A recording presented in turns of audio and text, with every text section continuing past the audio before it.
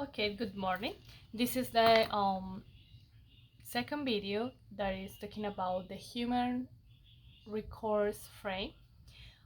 This is an important chapter because we can tell that companies cannot be able to function without employees. Okay, so this particular chapter talks about like how companies treat their employees, how employees are um, how they feel about work, about how they can improve and can show their skills in a company. So in the beginning, the chapter start with a good quote that I want to mention in this video, that it says, our most important asset is our people. So this quote could be bring many comments, right? But however, the fact and the experience for many companies can describe their reality. So we understand that companies needs people in order to function, and people need money to live, right? Nevertheless, money is not everything for the employees. As my own experience, um, money is not my only motivation to look for a job, because we understand that we spend most time our lives in our work. So at the same time, we would like to have an environment that is like comfort and is like chill to be, right? So humans also like to have a balance of a quality time with their personal life or their family, and a good environment at work. So we need that balance where is my life is not goes around to my work. And since I was a child, um, I was told that, like I say, we spend more time even working than sleeping. And so I want to make sure that the place that I work, it has a good environment to me. So my time working is also, something that is plus to my life. On the other hand, um, I am also a customer, right? So there is like some examples that the chapter brings about how companies treat their employees, and how this view of perspective of the company impacts also in the customer. So for example, big factories has in the past or even in the present have a really reputation, a bad reputation about how they treat their employees. The factories that are located in China, how they pay less, and they don't have a really good treatment over there. This can affect the company in order that customers can stop buying in that company because of their bad treatment in their factories or in their employees. So so as a customer, we know that some big factories don't treat well their employees, and like Indonesia or China and other countries that produce the products that we buy.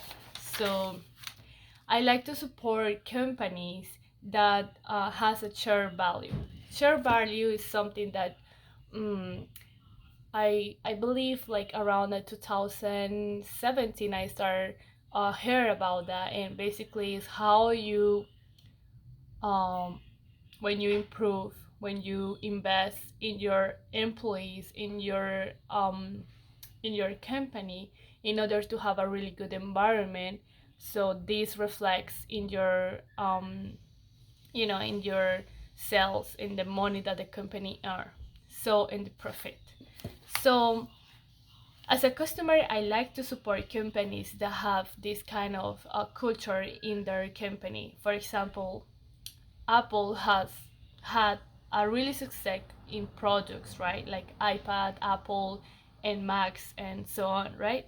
However, they have a really bad reputation about how they treat Chinese people, employees that made those products.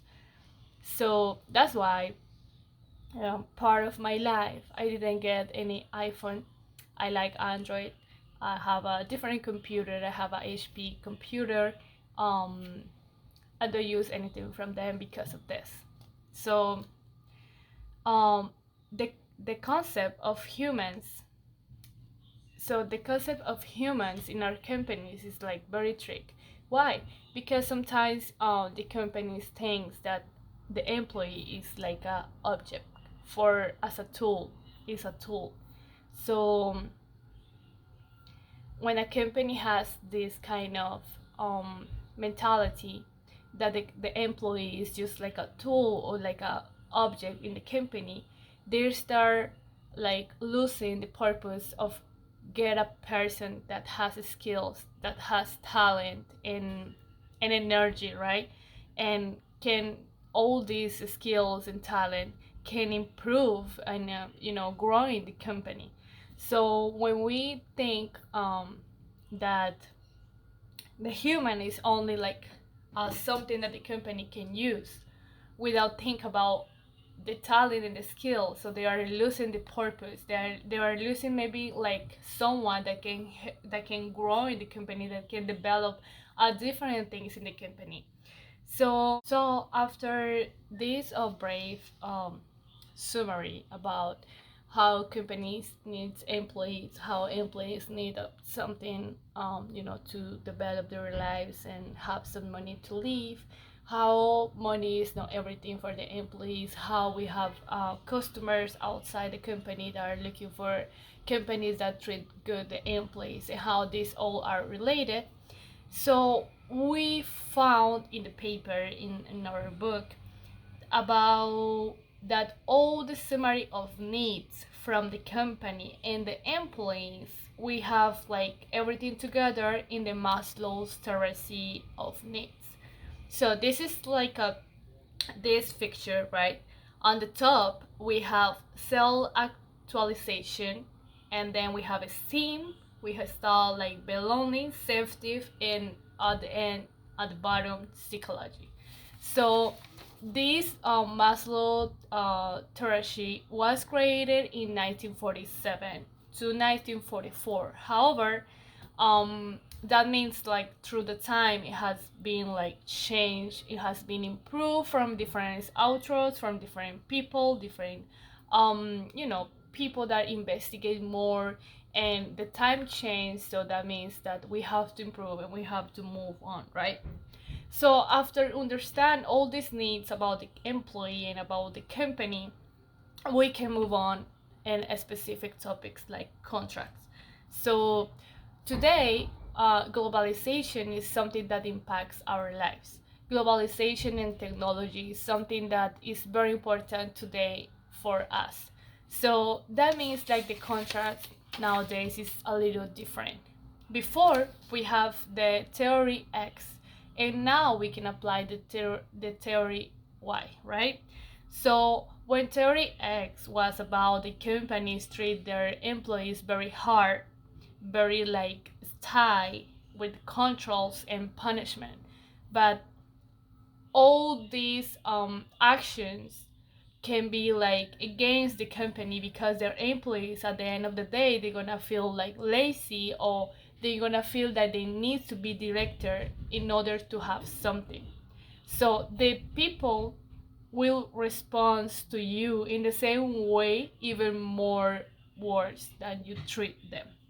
So after that, we can think about it about personality and organization, where companies treat their employees as a children instead of treating them as an adults.